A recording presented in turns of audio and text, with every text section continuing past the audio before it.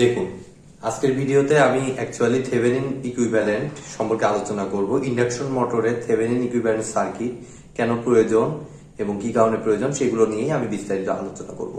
তবে আজকে ভিডিওটি বেশ অ্যাডভান্সড। এর আগে কিন্তু আমার ইন্ডাকশন মোটরের প্রায় 4টি ভিডিও আমি আপলোড দিয়েছি। আপনারা অবশ্যই সেই ভিডিওগুলো দেখে তারপরে এই ভিডিওতে আসুন। আমার প্লেলিস্টেই পাবেন, ইন্ডাকশন মোটরের প্লেলিস্ট আপনারা পাবেন, সেখানেই সবগুলো আছে। তো মেইনলি থেভেনিন ইকুইভ্যালেন্টটা আমরা ব্যবহার করি ইন্ডাকশন মোটরের ক্ষেত্রে।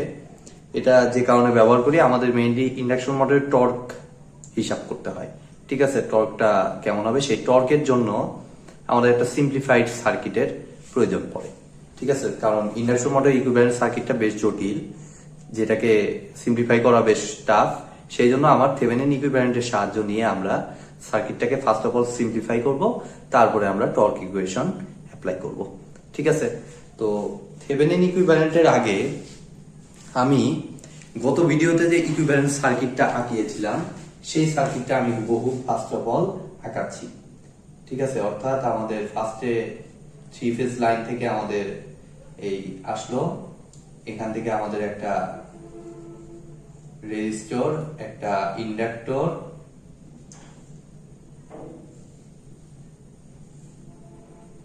এরপরে আমরা যে কাজটা করছিলাম সেটা হলো যে এখানে লাস্টের দিন যতটুকু আমি করাইছি সেই অনুযায়ী আমি সার্কিটটা আঁকাচ্ছি আরেকবার।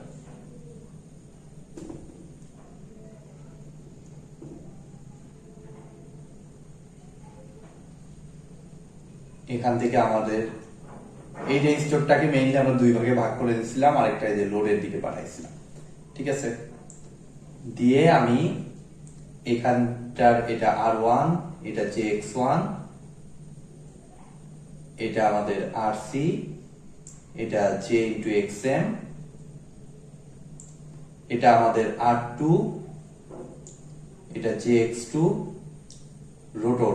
রোটরের রেজিস্ট্যান্স, রোটরের ইন্ডাকটেন্স, আর এটা ছিল আমাদের R2 ইন্টু 1/s-1। ঠিক আছে, এটা ছিল আমাদের থেভেনিন ইকুইভ্যালেন্ট সার্কিটটা। সরি আমি দুঃখিত, এটা ছিল আমাদের ইন্ডাকশন মোটরের ইকুইভ্যালেন্ট সার্কিটটা। ঠিক আছে, তো এটা অ্যাকচুয়ালি রোটর, এর ভিতর দিয়ে রোটর কপার লস হয়, এটা আমাদের এয়ার গ্যাপ পাওয়ার এখানে আমরা পাই, আর এটা হচ্ছে আমাদের লোড, অর্থাৎ মেকানিক্যাল পাওয়ার যেখানে ডেভেলপড হয় সেই জায়গাটা হচ্ছে মেইনলি এটা। ঠিক আছে, তো আমরা প্রথমত এই সার্কিটটির সাহায্য নিয়ে ইনডিউস টর্কের ইকুয়েশনটা কি হয় সেটা প্রথমে আমরা দেখব। ঠিক আছে, তো ইনডিউস টর্ক আমরা কোথায় পাই? অবশ্যই যে জায়গাটাতে আমার মেকানিক্যাল আউটপুট আছে সেই জায়গাটাতে আমরা ইনডিউস টর্ক পাবো, কারণ টর্ক বলতে আমাদের আউটপুট সাইডটা, মোটরের ক্ষেত্রে ইলেকট্রিক্যাল সাইডে ইনপুট সাইডে ইলেকট্রিক্যাল আর আউটপুট সাইডটা হচ্ছে মেকানিক্যাল। তো আউটপুট সাইডটাতে আমরা একটা রোটেশন পাই, অর্থাৎ ওখানেই মেইনলি আমরা টর্কটা পাবো। ঠিক আছে, তো এইটুকু ব্রাঞ্চের অ্যাক্রসে আমাদের টাউ আইএনডি ইনডিউস টর্ক আমাদের মেইনলি হবে কত? জাস্ট আমাদের এই জায়গার যে পাওয়ারটা, তো এই পাওয়ারটাকে আমরা বলি কনভার্টেড পাওয়ার, যেটা আমি গত ভিডিওতে আমি আলোচনা করেছি। P converted divided by omega. Omega বলতে এটা অবশ্যই রোটরের ওমেগা, কারণ এই সাইডটা হচ্ছে রোটর, এগুলো হলো রোটরের সাইড। ঠিক আছে, এটা কিন্তু সিনক্রোনাস স্পিডে না, অবশ্যই এটা রোটর সাইডের ওমেগা। ঠিক আছে, তো এখান থেকে আমাদের দেখুন পি কনভার্টেড এর সাথে আমরা যে কাজটা করব, পি কনভার্টেড যেটা আছে সেটাকে আমরা এয়ার গ্যাপ পাওয়ারে কনভার্ট করে নিব। তো গত ভিডিওতে আমি দেখিয়েছি পি কনভার্টেড এর সাথে আমার এয়ার গ্যাপ পাওয়ারটা সম্পর্ক আমাদের কি? PAG divided by P converted is equal to আমাদের মেইনলি ছিল 1 ডিভাইডেড বাই 1 মাইনাস এস। ঠিক আছে, PAG is to PRCL is to P converted equal to formula ছিল 1 is to S is to 1 minus S। তো সেখান থেকে আমরা PAG divided by P converted সমান এটা লিখতে পারতেছি। তো এখান থেকে আমরা একটু সিম্পলিফাই করে নিলে P converted সমান আমার আসতেছে 1 minus S ইন্টু পিএজি। তো আমরা যে কাজটা করব, এখানে সিম্পলি পি কনভার্টেডের জায়গায় 1 মাইনাস এস ইন্টু পিএজিটা লিখতে পারি এয়ার গ্যাপ পাওয়ারের রেসপেক্টে যদি আমরা নিই। এবং ওমেগা সমান আমরা কি বলতে পারি, আমরা যদি এয়ার গ্যাপ পাওয়ার হিসেবে আমরা যেহেতু নিচ্ছি, অর্থাৎ রোটরের ইনপুট মেইনলি এটা, তো ওমেগাটাকে আমরা দেখি সিনক্রোনাস স্পিডে যদি কনভার্ট করি, ঠিক আছে? তাহলে দেখুন এই সাইডটায় আমাদের স্লিপের ফর্মুলাটা কি ছিল, s equal to ns minus n divided by ns। গত ভিডিওতে আমি দেখিয়েছি ইকুইভ্যালেন্ট সার্কিট এন্ড স্লিপ, ওই ভিডিওটিতে, ঠিক আছে? তো সেখান থেকে আমরা সেম জিনিস ওমেগাতে কনভার্ট করবো জাস্ট। তাহলে omega s minus omega divided by omega s। তো এখান থেকে আমরা যদি একটু সিম্পলিফাই করি, দেখুন আমাদের ওমেগার ভ্যালুটা আমরা বের করতে পারবো। s into omega s equal to আর গুণ করে দিলাম ওমেগা s মাইনাস ওমেগা। তাহলে ওমেগার ভ্যালুটা আমার আসতেছে omega s minus s into omega s। যেখান থেকে ওমেগা s টা কমন নিয়ে দিলে আমাদের আসতেছে 1 মাইনাস s, ঠিক আছে? অর্থাৎ ওমেগার ভ্যালুটা আমার সিনক্রোনাস স্পিডের রেসপেক্টে নিলে আমাদের আসতেছে 1 minus s into omega s। তাহলে এটা যদি আমরা ওমেগা জায়গায় রিপ্লেস করে দেই, তাহলে 1 minus s into omega s, তাহলে 1 মাইনাস s কাটা। সো টাউ আইএনডি কে চাইলে আমরা এই ইকুয়েশনেও কনভার্ট করতে পারি। এবং আমরা থেভেনিন ইকুইভ্যালেন্ট যখন করব, আমরা এই উপরের টাউ আইএনডি, এটা কিন্তু আউটপুট সাইডে যে টর্কটা ইনডিউস হচ্ছে সেটাই আমি এটাতে কিন্তু এইভাবে কনভার্ট করে নিতে পারতেছি, PAG divided by omega S. আমরা এই উপরেরটা ইউজ না করে আমরা এটা ইউজ করব, ঠিক আছে? কারণ সার্কিট আমাদের সিম্পলিফাই করতে হবে, সেখানে অনেক কিছু চেঞ্জ হবে, ঠিক আছে? সো আমরা সেই equation tau IND equal to PAG divided by omega S apply করব, ঠিক আছে? তো এটা আমি এক সাইডে আমি লিখে রাখবো। এখন আমাদের পরবর্তী স্টেপে আমি যাব।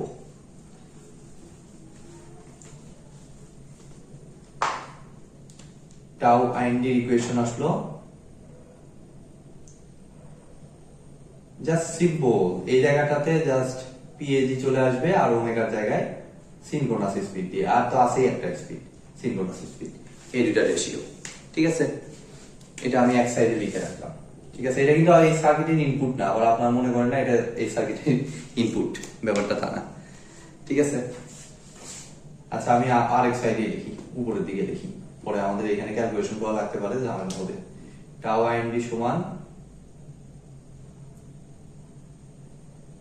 PAG divided by omega S.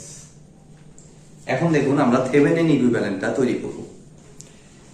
তো তার জন্য আমাদের সার্কিটটাকে আরেকটু সিম্পলিফাই করব, আমাদের এত কিছু আর লাগবে না, যেহেতু আমরা আউটপুট সরায় ফেলবো, এই ইকুয়েশন ইউজ করব, আমাদের আউটপুট আর চিন্তা করতে হবে না।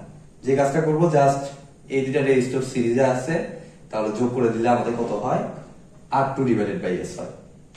এই রেজিস্টরটা থাকে না, আমাদের এটা আউট, এই দুইটা জাস্ট সিরিজে আমি যোগ করে দিলাম, তাহলে আমাদের আসতেছে দেখুন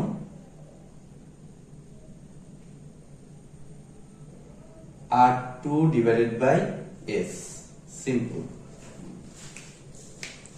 এবং থেভেনিন ইকুইভ্যালেন্ট হিসাব করার সময় আমাদের কোর রেজিস্টরটা আমরা নেগলেক্ট করব, কারণ আমরা জানি যে ইন্ডাকশন মোটর ডিজাইন করার সময় আমাদের অবশ্যই কোর লসটা যতদূর সম্ভব ম্যানুফ্যাকচারাররা মিনিমাম রাখে, ঠিক আছে? আমরা যেহেতু প্র্যাকটিক্যাল কেস চিন্তা করতেছি, যতদূর সম্ভব মিনিমাম মানে অন্য লসের তুলনায় নেগলিজিবল আমি দেখতে পারি, ঠিক আছে?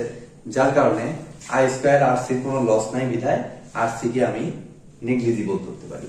সেই হিসেবে আমি আরসিটাকে সিম্পলি এই জায়গাটাকে আইসোলেটেড করে দিলাম। আরসি রেজিস্ট্যান্সটাকে আইসোলেটেড করে দিলে নেগলিজিবল ধরলাম, ধরলে আমাদের সার্কিটটা অনেকটাই সিম্পলিফাইড ফর্মে চলে আসে, ঠিক আছে? এখন দেখুন আমাদের এটা 3 ফেজ লাইন, তার ফেজ ভোল্টেজটা আমরা ভি ফেজ মনে করলাম, এদিক দিয়ে আমরা ভি ফেজ ভোল্টেজটা ইন করতেছি। এখন আমরা যে কাজটা করব, আমরা এত মানে সিরিজ প্যারালাল না রেখে আমরা একটা সিরিজ সার্কিটে কনভার্ট করার চেষ্টা করব। কিভাবে? জাস্ট এই যে এই দুই প্রান্তের অ্যাক্রসে ভিথেভেনিনটা আমরা বের করে নেব। যেভাবে আমরা থেভেনিন ডিসি সার্কিট এসি সার্কিটে থেভেনিন ইকুইভ্যালেন্ট বের করতাম, সেম সিস্টেমে। ঠিক আছে, এটাকে আমরা এ বি মনে করলাম। তো এটার অ্যাক্রসে ভিথেভেনিন আমাদের কত হবে? সিম্পল হিসাব, এটার অ্যাক্রসে আমাদের ভিথেভেনিনটা হবে, দেখুন এটার অ্যাক্রসে ভিথেভেনিন মানে এটার অ্যাক্রসে ওপেন সার্কিট ভোল্টেজটা। তো এই ভোল্টেজটা কত? সিম্পলি এগুলোর সাথে এটা সিরিজ কানেক্টেড, এগুলো তো আইসোলেটেড, ওগুলো লাইক লোড হিসেবে কাজ করবে। থেভেনিন ইকুইভ্যালেন্টে কি হয় যে দুই প্রান্তের ইয়াতে থেভেনিন বের করতে হবে, সেই দুই প্রান্ত ওপেন সার্কিট করে দিতে হবে। তো ওপেন সার্কিট করে দিলে আমাদের এইটুকু লাইক আইসোলেটেড, এই পার্টটুকু আমার থাকবে না। তার মানে কি, এ আর বি এর অ্যাক্রসে আমি থেভেনিন ইকুইভ্যালেন্ট বের করতে হলে এগুলো সিরিজ পথ, মানে আমি ভোল্টেজ ডিভাইড রুল ইউজ করে ভি থেভেনিন বের করতে পারতেছি। দেখুন ভি থেভেনিনটা অবশ্যই এটা ভি থেভেনিনটা ফেজ ভোল্টেজ হবে, কারণ আমি ফেজ ভোল্টেজ নিছি। ঠিক আছে, তো ভি থেভেনিনটা আমাদের হবে হচ্ছে J X M divided by J X M plus R one plus J X one into V phase. ঠিক আছে, ভি থেভেনিনটা কিন্তু আমরা পেয়ে গেলাম। একইভাবে আমাদের জেড থেভেনিনটা লাগবে। জেড থেভেনিনটা আমাদের হবে, এই প্রান্তটা সিম্পলি ওপেন করে দিব, আর এখানে ভোল্টেজ আছে, তাহলে এই প্রান্তটা অবশ্যই শর্ট করে দিতে হবে আমাদের। ঠিক আছে, যেভাবে জেড থেভেনিন বের করি, এইখানে ভোল্টেজ আছে মানে এই প্রান্তটা ভোল্টেজ যেখানে থাকবে সেই প্রান্তটা নিউট্রালাইজ করতে হবে। নিউট্রালাইজ মানে এটা শর্ট সার্কিট করতে হবে। তো শর্ট সার্কিট করলে আমাদের জেড থেভেনিন দেখুন সিম্পলি হবে জে এক্স এম এর সাথে কি এই R one plus J X M এর প্যারালালি যে ফর্মুলাটা হয় সেই ফর্মুলাটা আমাদের বসাতে হবে, R one plus J X one. ঠিক আছে, খুবই সিম্পল, জাস্ট ডিসিএসি তে যেভাবে থেভেনিন ইকুইভ্যালেন্ট বের করছি সেম সিস্টেমে আমরা এখানে হিসাব করে দিলাম। এখন দেখুন, আমরা এগুলো মুখস্থ রাখবো না, আমাদের ম্যাথ করার জন্য মেইনলি এটা লাগবে।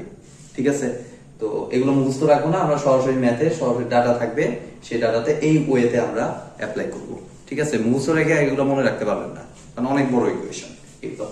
ঠিক আছে, তো এখন আমরা যে কাজটা করব, ভি থেভেনিন জেড থেভেনিনটা আমরা দেখলাম, এটা এরকমই রেখে এই ভি থেভেনিন এবং জেড থেভেনিনটা সার্কিটে রিপ্লেস করে দেব।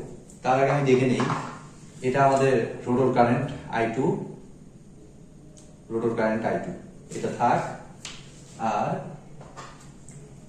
এই অংশটুকু রিপ্লেস করে আমি ভি থেভেনিন এবং জেড থেভেনিনটা বসিয়ে দেব সিম্পলি।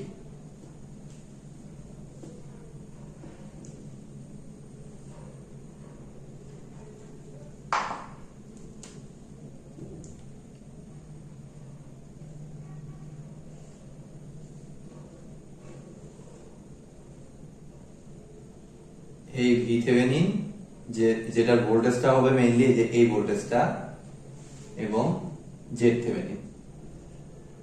থেভেনিনের ইম্পিডেন্সটা হবে মেইনলি এইটার রেসপেক্টে যত আসে ভ্যালু থাকবে সেই অনুযায়ী আপনারা যত পান।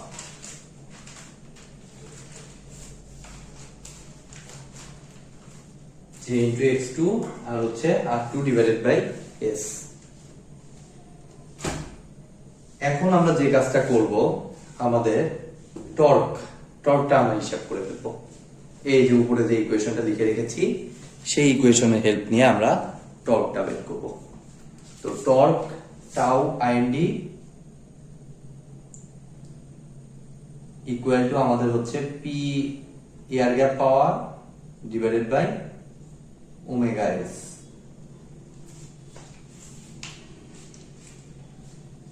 তো এয়ার গ্যাপ পাওয়ারটা মেইনলি হচ্ছে আমাদের এই জায়গাটাতে যে পাওয়ারটা আমরা পাচ্ছি সেটা। তো এটা আমরা দেখেছি, আগের দিনও দেখেছি এয়ার গ্যাপ পাওয়ারটা কিভাবে হিসাব করতে হয়। জাস্ট আমাদের এই সবগুলো একসাথে কম্বাইন করার পর আমরা যে ইয়েটা পাই, এই যে এটার অ্যাক্রসে R2 ডিভাইডেড বাই S এর অ্যাক্রসে যেটা পাবো সেটাই হচ্ছে আমাদের মেইনলি এয়ার গ্যাপ পাওয়ার। আগের ভিডিওতে আমরা দেখেছি যে এখানে মেইনলি, আচ্ছা আমরা যদি এভাবে যাই, এভাবে না গিয়ে R2টাকে আবার ভেঙে আগের দিনের মতো যদি আমি নেই, তাহলে এটা হলো কনভার্টেড পাওয়ার, যেটার ভ্যালু হচ্ছে আমাদের R2 into 1/s minus 1। Converted power আর রোটর কপার লস দুটো একসাথে যোগ করলে আমরা পাই এয়ার গ্যাপ পাওয়ার। ঠিক আছে, তাহলে দেখুন এই পাওয়ারটা আমার আসতেছে 3 into I2 square into R2 1/s minus 1। খেয়াল করে দেখুন আমাদের PAG সমান, আমি আগের দিনের সার্কিট অনুযায়ী আমি লিখতে পারতেছি, দেখুন 3 into I2 square into R2 into 1/s minus 1। এটা হচ্ছে আউটপুট কনভার্টেড পাওয়ার। তার সাথে আমার অবশ্যই রোটর কপার লসটা যোগ করতে হবে, তাহলে আমরা এয়ার গ্যাপ পাওয়ারটা পেয়ে যাবো, অর্থাৎ রোটর ইনপুট যেটা।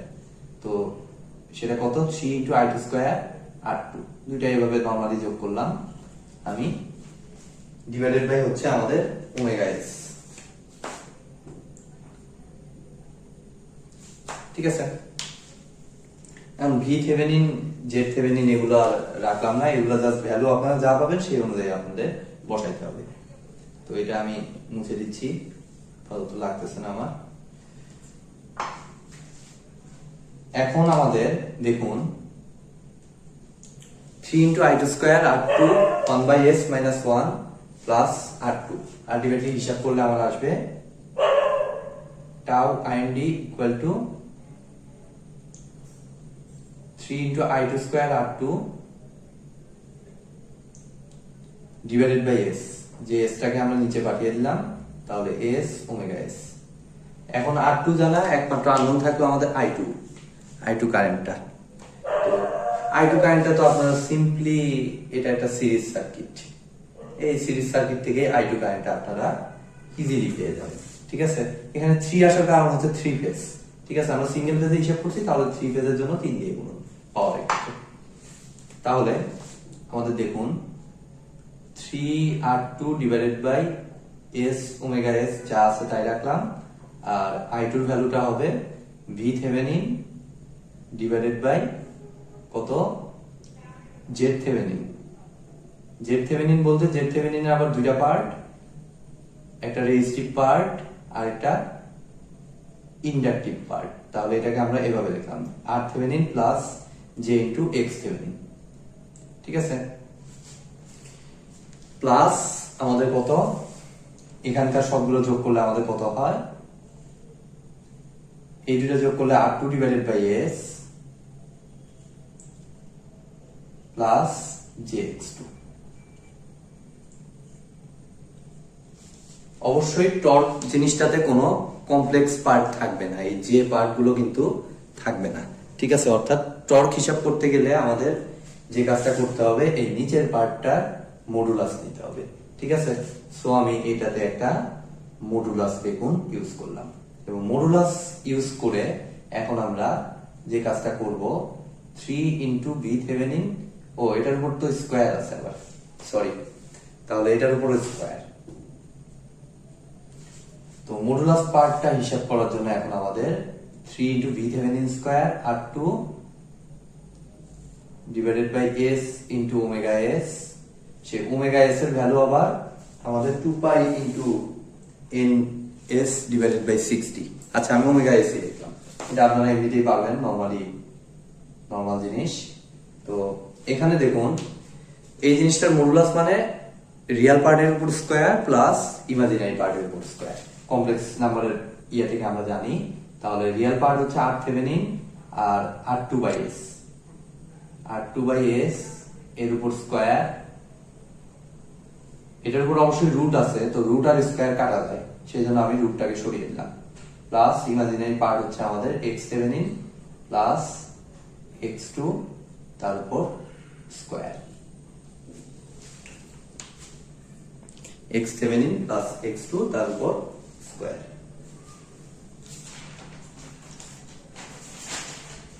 তো ফাইনালি এটা হচ্ছে আমাদের ইনডিউস টর্কের ইকুয়েশন। ঠিক আছে, তো এবার হলো আমাদের ফাইনাল অংশ। এটা যদিও ভিডিওটি অনেক লেন্দি হয়ে যাচ্ছে, বাট আমার তো করাইতে হবে, যার কারণে একটু ধৈর্য ধরে একটু করুন। আর অল্প একটু আছে, আমাদের টর্ক পাইলাম, কিন্তু আমাদের চাই হলো ম্যাক্সিমাম টর্ক। ম্যাক্সিমাম টর্কটা কি হয় সেটা আমরা এখন একটু দেখব। আর অবশ্যই এই ইকুয়েশন আপনাদের মুখস্থ রাখার কোনোই প্রয়োজন নেই। যেভাবে আমি শুরু থেকে অ্যানালাইসিস করলাম, ম্যাথ আসলে এভাবেই অ্যানালাইসিস করবেন, অটোমেটিক রেজাল্ট মিলে যাবে। ঠিক আছে, এই সূত্র মুখস্থ রাখা সম্ভব হবে, এই ফর্মুলা মুখস্থ রাখা আসলে আমার পক্ষে সম্ভব না, আপনারা মুখস্থ রাখতে পারলে সেটা আলাদা কথা। তো অ্যানালাইসিস করেই আসলে আসার নিয়ম। তো এবার হচ্ছে আমাদের ম্যাক্সিমাম টর্ক ইকুয়েশন। তো ম্যাক্সিমাম টর্কের জন্য আমরা যে কাজটা করব, দেখুন আমি এগুলো মুছে দিচ্ছি। এই ম্যাক্সিমাম টর্ক নিয়ে একটা কনফিউশন আছে, যেটা আমি একটু পরে ইয়ে করব। আমরা যে কাজটা করব, এটাকে আবার সরিয়ে দেবো, এত রাখার দরকার নেই। সরিয়ে দিলে R2 ডিভাইডেড বাই S। আর জেড থেভেনিনটাকে এক কাজ করি, ভেঙে এভাবে লিখি।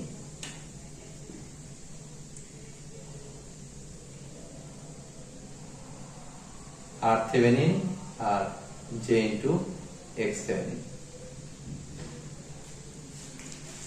এবার হচ্ছে আমাদের ম্যাক্সিমাম টর্কের কন্ডিশন। তো ম্যাক্সিমাম টর্ক তখনই হবে যখন হচ্ছে জেড সোর্সের ইম্পিডেন্স আর লোড সাইডের ইম্পিডেন্সটা সমান হবে। সিম্পলি এটা হচ্ছে শর্ত। আমাদের চ্যাপম্যান সাহেবের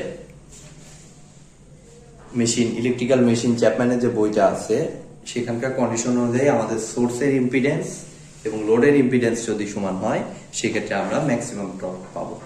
ঠিক আছে, তো সেই হিসেবে আমাদের দেখুন জেড সোর্সটা আমাদের কত হচ্ছে, জেড সোর্সটা আমাদের সিম্পলি হচ্ছে সোর্সের ইয়েটা R2 plus J into X Thevenin. আর জেড লোডটা আমাদের কত হচ্ছে আর জেড লোডটা হচ্ছে আমাদের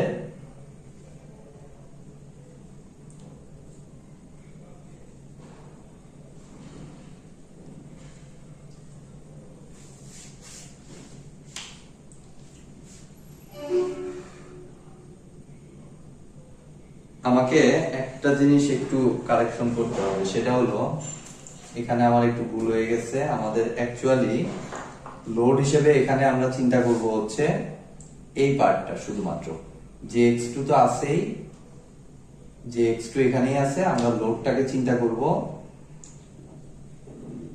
জাস্ট এই পার্টে।